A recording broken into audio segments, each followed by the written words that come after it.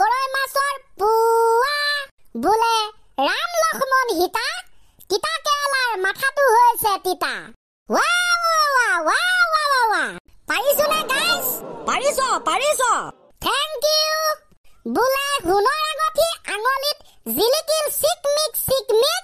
ডিসেম্বৰ মাহত সকলো জনতাই খায় লধপ পিকনিক কালি তো পুৰা নেচাৰটোক নাতুৰে বনালি আজি পিছে কি বনাবৰ বাবে তাত খাৰা হলি আজি বোলে আও হৰি আও ৰাম এতিয়া আমি পিকনিকৰ কথা পাতিবলৈ যাম আমি হলো টকা পইচা উপাৰ্জন কৰিব নজনা নিমাও নিদলীয় প্ৰাৰ্থী নো লজিক নো ইনকাম নো ইন্টিগ্ৰিটি ঐ ছাৰ ৰচোন ৰ ঐ ইন্টিগ্ৰিটিটো কি বস্তু হয় বুজি নাপালো যে হেতু মইও নাজানো মুখত আহিলে কৈ দিলো মুঠতে এটা কথা ফিক্স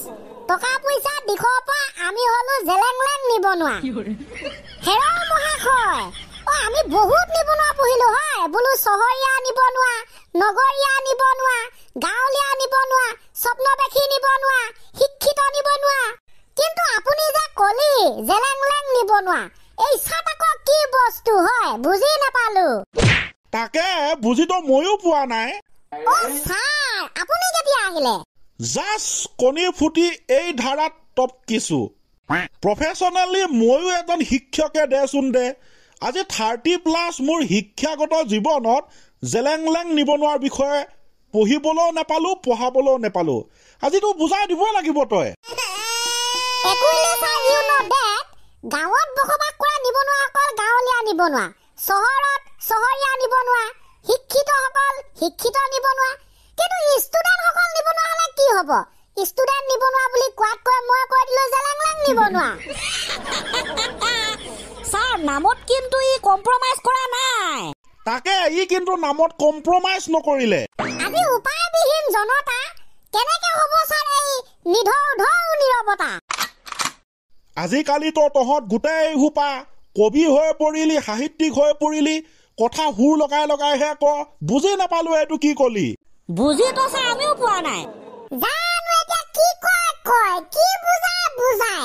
গোটেইখিনি মানে খুলি মেলি নকলে ধৰিবই নোৱাৰি মানে ছাৰ মুকেশ আম্বানী আজি কি হুক ইফালে আমাৰ গুণেধৰ কাই ডবল দুখ মংগল চালেগে তাগাত হেনো লাগি আছিল হনি গোটেই বস্তুটো সিস্টেমটো খেলি মেলি লগাই দিলে বিষয়টো আছিল কুকুৰা আৰু হুনৰ কণী ফল পিছে কি তাৰ লগত সিদিনা আছিল ছাৰ ডাউৰীয়া বতৰ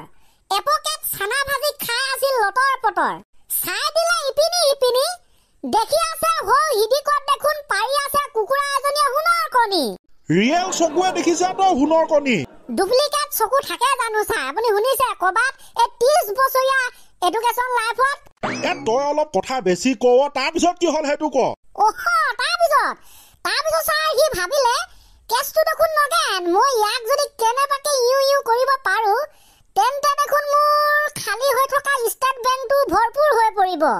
কথা পাতিলে মালিকৰ লগত হুনৰ কণী প্ৰদান কৰা কুকুৰাৰ কথা হ'ল ফিনিছ গুণেধৰ পিন্ধি গৈছিলে জিনিছ কুকুৰাজনী অলপ পাছতে লাগিল খাগা গুণেধৰ আকৌ উমান পালে হে কুকুৰাজনীৰ দাম হেনো 50,000 টকা সি কিনি কেনে লৈ আহিলে নে কি ছাৰ আপুনি অকোৱা বুলিয়ে নাম দিয়ে তাক টেঙৰ বুলিয়ে নাম দিব নে এতিয়া জবলা বুলিয়ে নাম দিব নে এতিয়া নে মানে কি বুলি নাম দিয়ে সি লৈ আহিলে কিনি তাৰ পাছতে আৰম্ভ হ'ল আচলটো খেলা মই কিন্তু ফুল এক্সাইটেড তাৰপিছত কি হ'ল মই কৈ আছো সি কুকুৰাজনী লৈ আনি মেলি ঘৰত থলে সেৱা কৰিবৰ বাবে ধূপ ধূনা জ্বলাই প্ৰাৰ্থনা কৰিবৰ বাবে গা ধুবলৈ বাথৰুমত গ'ল তাৰপিছত আধা ঘণ্টা মানৰ পাছত ধূপ ধূনা লৈ ভালকে সেৱা কৰিবৰ বাবে গুণেধৰ ৰুমলৈ সোমাই আহিছে চালা কুকুৰাজনী দেখোন নাই গুণেধৰ আচৰিত সৰ্বনাশ আকাশখন যেন তাৰ মূৰত পৰিলে খগি মুখখন হৈ পৰিল হেমেকি তেনেতে পাকঘৰৰ পৰা মাকে মাত লগাইছে বাবা গুণেধৰ ভাত খাই লহি ভাতৰ কথা বাদ গুণেধৰ লাগিল কুকুৰাজনী বিচৰাত অলপ পাছত আকৌ মাকৰ মাত শুনিলে বাবা ৰুমত থৈ দিয়া কুকুৰাজনী খাবলৈ আনা নাছিলি জানো বৰ সুন্দৰ হৈছে কিন্তু মাংসখিনি ধুনীয়া হৈছে মই খালো তোলে ভৰাই থৈছো খাই লবি হে সেইজনী কুকুৰাকে মাৰি মেলি খাই দিলে নেকি হয় অন্তস্থ মানে হয় গুণেধৰ বেহুচ 50,000 টকীয়া কুকুৰা খাই দিলে মাকে বৰবাদ কৰিলে গুণেধৰ জীৱন কলো আম্বানী কি হুক গুণেধৰ ডবল দুখ জিলিকা পাখিৰে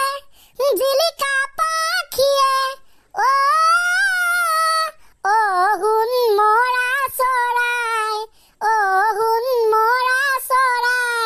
এনেকৈও মানুহৰ জীৱন কেতিয়াবা ধ্বংস হৈ যায় উদাহৰণ লাগিলে গুণেধৰ কাইটিকো ক'ব পৰা যায় বেচেৰাটো এইটো খন্তিকতে হৈ পৰি লধৌ জেলেংলেং নিবনোৱা কি কবি আৰু ল'ৰাহঁত এয়াই আমাৰ দেশ নহয় কেতিয়াও দুখৰ শেষ তাকে চাই বোলো দুখৰ মাজতে সুখ অলপ দিবৰ বাবে কৃষ্ণমণি চুতীয়া ডাঙৰীয়াই দাদাই আগৰ দৰে প্ৰতি বছৰৰ দৰে পুনৰ ৰাংঢালি ৰিলিজ কৰি আমুক কিছু আমোদ দিলে সেইটো কিন্তু ভাল কথা ৰাংঢালি 2025ৰ কথা হয় ছাৰ এইবাৰ মাঘৰ বিহুত তামান জমিব ঐ তুমি মোৰ জীৱনৰ ৰুমনি ঐ কুকুৰা আজয় উমনি এৰি থৈ আহিব কেনুৱাৰা ঐ তুমি মোৰ জীৱনৰ ৰুমনি ঐ কুকুৰা উমনি এৰি থৈ আহিব কেনুৱাৰা উমনি এৰি থৈ আহিলে কণীনো চাপৰি যায় ঐ মৰমে খুলি খাই ঐ চেনেহে খুলি খাই সঁচাকে দেই কৃষ্ণমণি দা গান কিন্তু পুৰা হেভি হৈছে পুৰা ইণ্টাৰেষ্টিং পুৰা ফাটাফাটি পুৰা জমনি মাঘৰ বিহুত গাহৰি মাংস পুৰা জিকমিক কৰি থকা সাজৰ বাতি এবাতি ঢোল এটা পেপা এটা লৈ দিবা আৰু এইবাৰ গুমপ্ৰাক ঐ তুমি মোৰ জীৱনৰ ৰুমনি ঐ কুকুৰা উমনি এৰি থৈ আহিব কেনুৱাৰা উমনি এৰি থৈ আহিলে জান কণীনো চাপৰি যায় সঁচাকে দেই ৰাংঢালি এনেকৈ যেন আমাৰ মাজত জিলিকি থাকক আকৌ আহক জানমণি অঞ্জনা কৰিব লাগিব তাৰ বাবে প্ৰচেষ্টা ৰাইট ডিচেম্বৰ মাহ মানে আৰু কি পিকনিকৰ মাহ পাৰ্টিৰ মাহ নতুন গীতৰ মাহ বিহুৱান আহিল